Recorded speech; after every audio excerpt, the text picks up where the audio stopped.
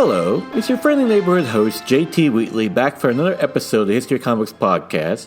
This time with another edition of Classics with the classic story Iron Man vs. Dr. Doom, Doom Quest, which collects Iron Man number 149 to 150, and also the second edition of the story arc, which is 249 to 250, in which the classic Iron Man Marvel hero faces off against Dr. Doom, who, while traditionally a Fantastic Four villain, makes a great pairing against Iron Man, as they both end up first being transported back in time to the age of Camelot, and then forward into the future to a new age of Camelot, where they interact with King Arthur, Merlin, Morgana, and all those great classical figures. And essentially, you have the two Marvel armored hero and villain in this classic medieval fantasy story. Written by David Michelin and with art by Bob Layden, along with John Romita Jr. providing the initial layouts for the first story arc.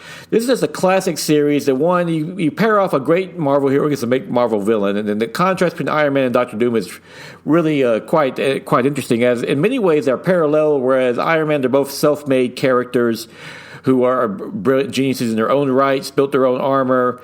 But while Iron Man went the heroic route, Doom went the evil route. And even though they kind of work together in both story arcs, they also face off against each other because, of course, Dr. Doom is Dr. Doom. He always has to have some nefarious scheme. He is one of the great villains in fiction for that reason and so forth. It also shows why Iron Man is such a great hero and a bit of a flawed hero. There's a great little sequence where Tony Stark acts like Tony Stark in the first story arc, and in a way, the current King Arthur proves in the second story arc that he's the original King Arthur. He mentions what Tony Stark did in the first one, and Tony Stark immediately, oh yeah, that's me. And it's just a classic, hilarious moment that longtime fans of Iron Man, Tony Stark, just laugh out loud when you see it happen. You just have to read it to see it.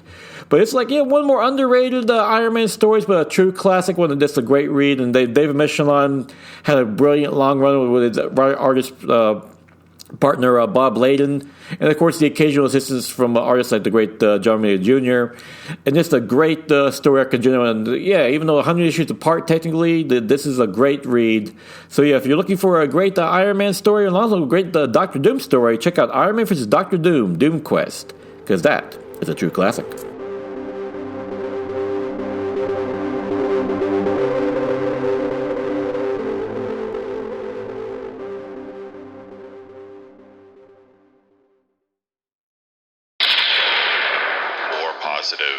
Than a New Day pancake. More fun than a super kick party. It's the wrestling podcast from the host, who is the hammer swinging, burrito eating, well, you know the rest, of Thunder Talk. Sexy Thor. It's the Ring of Thunder, found in the Thunderverse and among the great podcasts of the ESO network. Now it is February 10th, 2022, time for the favorite comic of the week.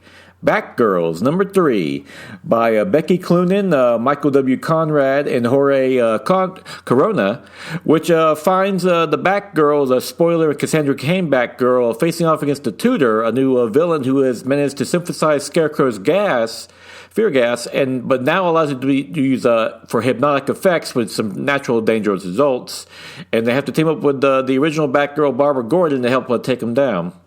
This has been a great, fun series. The main appeal is the spoiler and the Cassandra Cain Batgirl pairing off, and their contrasting attitudes and styles playing off of one another. And of course, it's great to have Barbara Gordon in a mentor role, though she's still technically running around as Batgirl as well.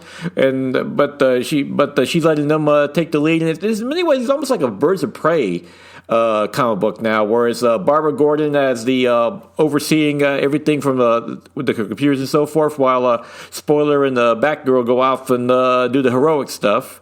But Gordon gets some nice highlights too, especially the fact that her and Dick Grayson have revived their romance, which is great.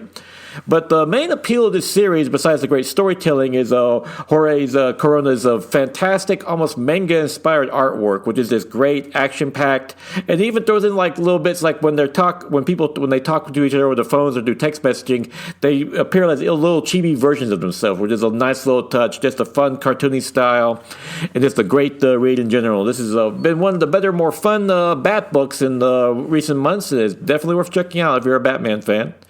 And with that, we'll conclude this edition of the Classics for this week. Join me again next week for probably another edition of the Classics.